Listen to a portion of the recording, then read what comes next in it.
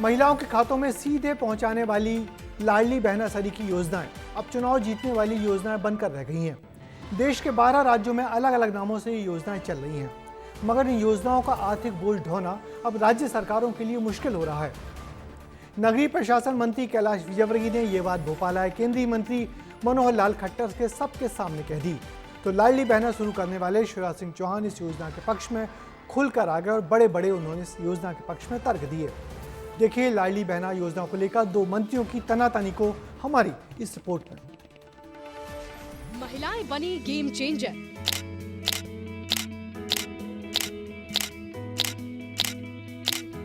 मध्य प्रदेश से लेकर छत्तीसगढ़, राजस्थान से लेकर हरियाणा और महाराष्ट्र से लेकर बिहार तक बीते 2 साल में चुनावी राज्यों में नतीजों के अगले दिन अधिकतर अखबारों और टीवी चैनल्स में यही हेडलाइंस चली। दावा किया गया कि महिलाएं जिसके साथ सत्ता पर उसका राज।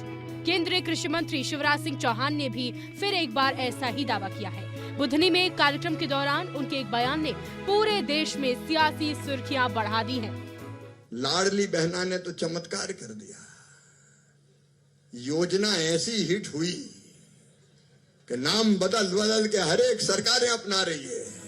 मध्य प्रदेश विधानसभा चुनाव 2023 में लाडली बहना गेम चेंजर साबित हुई। बीजेपी ने प्रचंड जीत के साथ सत्ता में वापसी की, तो अब मोहन सरकार वादे के मुताबिक महिलाओं को हर महीने 1500 रुपए दे रही है।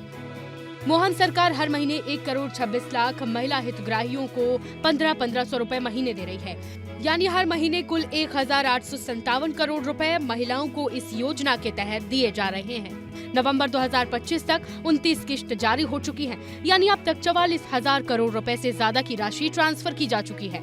एक साल में ये आंकड़ा 20,000 करोड़ के पार है, जिसमें भाई दूज और रक्षाबंधन के मौके पर 250 रुपए शगुन के तौर पर अलग से दिए जाते हैं। इस फ्री स्कीम से राज्य पर वित्तीय भार बढ़ता है। हाल ही में कैलाश विजयवर्गीय ने भोपाल से एक कार्यक्रम में इसका जिक्र किया, तो मामले ने और तूल पकड़ लिया। राजनीतिक मजबूरियां हैं राज्यों के भी, चुनाव में बहुत सारे कमिटमेंट कर दिए, तो अब बजट जितनी अपेक्षा हम राज्य से करते थे अब बड़ा मुश्किल हो रहा है। इस समय में वापस हमने केंद्र की ओर देखना चालू कर दिया है। जब सत्ता पक्ष से मुफ्त की योजना के खिलाफ सुर उठे तो कांग्रेस को मुद्दा मिल गया। फिर विपक्ष ने इस सियासी हवन में खूब घी डाला। शिवराज सिंह चौहान 4 लाख करोड़ का कर्जा लाद के गए हैं मध्य प्रदेश के ऊपर। ये चुकाएगा कौन? वो तो चले गए। उन्होंने जितना मजा किया मध्य प्रदेश की राजनीति में किसी नेता ने किया नहीं। कहाँ से आएगा 3000 रुपए महीने देंगे? तो एक तरफ लाडली बहना को लेकर सियासी घमासान छिड़ा हुआ है, तो दूसरी तरफ प्रदेश की मुखिया बहनों के साथ खड़े हैं और हर महीने 1500 रुपए से बढ़ाकर 5000 रुपए महीना देने का वादा कर रहे हैं। आप रोज राम राम की तरह जप रहे थे, ये बंद हो रही है, ये बंद हो रही है, बंद हो रही है, और हम बढ़ाते जा रहे हैं, हम बढ़ाते जा रहे हैं। हमने 1250 करे, अब 1500 करे, और अभी आप फिर अटक गए 3000 के लिए। अरे हमने 28 तक 3000 नहीं, हम तो 5000 रुपए प्रति बहन को देने के लिए तैयार है। बहरहाल देश के कम से कम 12 राज्यों में इस तरह की फ्री स्कीम योजना चल रही है।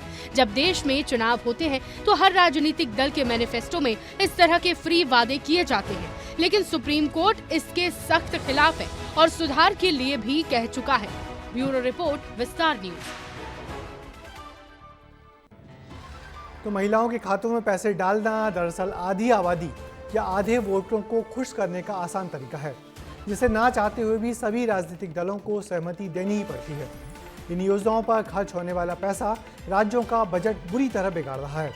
कुल मिलाकर ये योजनाएं अब सरकारों के गले की हड्डी बन गई हैं। ऐसे में सुप्रीम कोर्ट का हस्तक्षेप ही हर महीने करोड़ों रुपयों के बिना काम के खर्च करने वाली योजनाओं को रोक सकेगा। ऐसा लगता है कि आने वाले दिनों में केंद्र सरकार सुप्रीम कोर्ट की मदद से इस मुद्दे पर जरूर कुछ न कुछ हस्तक्षेप जरूर करेगी।